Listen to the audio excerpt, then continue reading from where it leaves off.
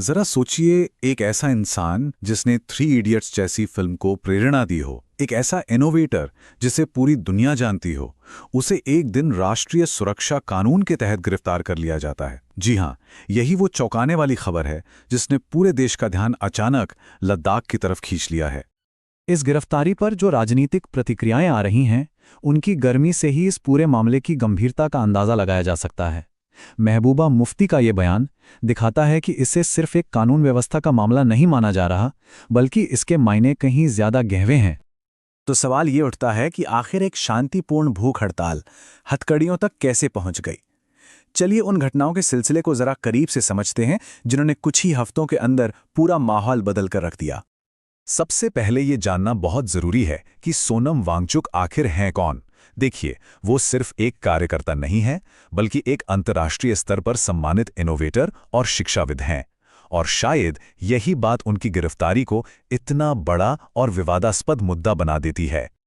अगर हम इस टाइमलाइन पर नजर डालें तो पता चलता है कि हालात कितनी तेजी से बिगड़े।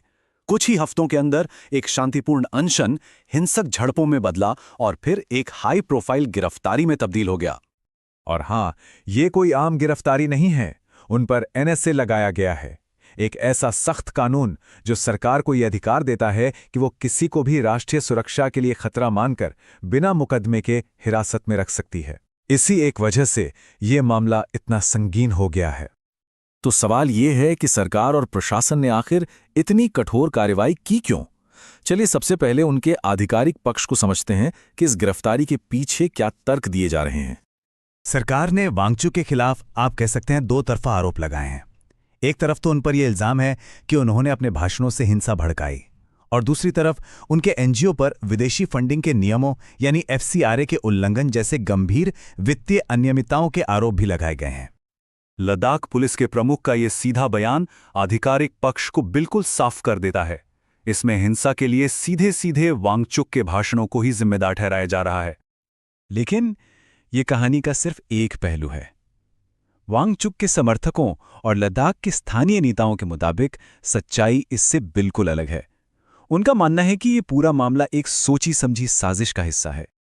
वांगचुक के समर्थकों का साफ मानना है कि यह गिरफ्तारी असल में असहमति की आवाज को दबाने की एक कोशिश है।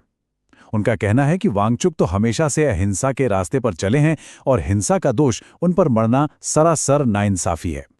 ये बयान उस नजरिए को और साफ करता है जिसके तहत समर्थक मानते हैं कि ये गिरफ्तारी कोई अचानक लिया गया फैसला नहीं है, बल्कि एक पूरी रणनीति के तहत पहले उनकी छवि को नुकसान पहुंचाया गया और फिर उन्हें सलाखों के पीछे डाल दिया गया। तो अब हमारे सामने दो बिल्कुल अलग अलग कहानियां हैं। एक तरफ सरकार का कहना है कि वांगचुक ने हिंसा भड़काई, वहीं दूसरी तरफ समर्थकों का दावा है कि ये एक शांतिपूर्ण आंदोलन को दबाने की साजिश है, और सच कहूं तो यही इस पूरे संघर्ष का केंद्र बिंदु है। तो अब ये समझना जरूरी है कि ये आंदोलन आखिर हो क्यों रहा है। इसकी जड़ें लद्दाख की उन बहुत पुरानी मांगों में हैं जिन्हें समझे बिना इस पूरे घटनाक्रम को समझना नामुमकिन है। लेह एपेक्स बॉडी और कारगिल डेमोक्रेटिक अलायंस की ये चार मुख्य मांगें हैं।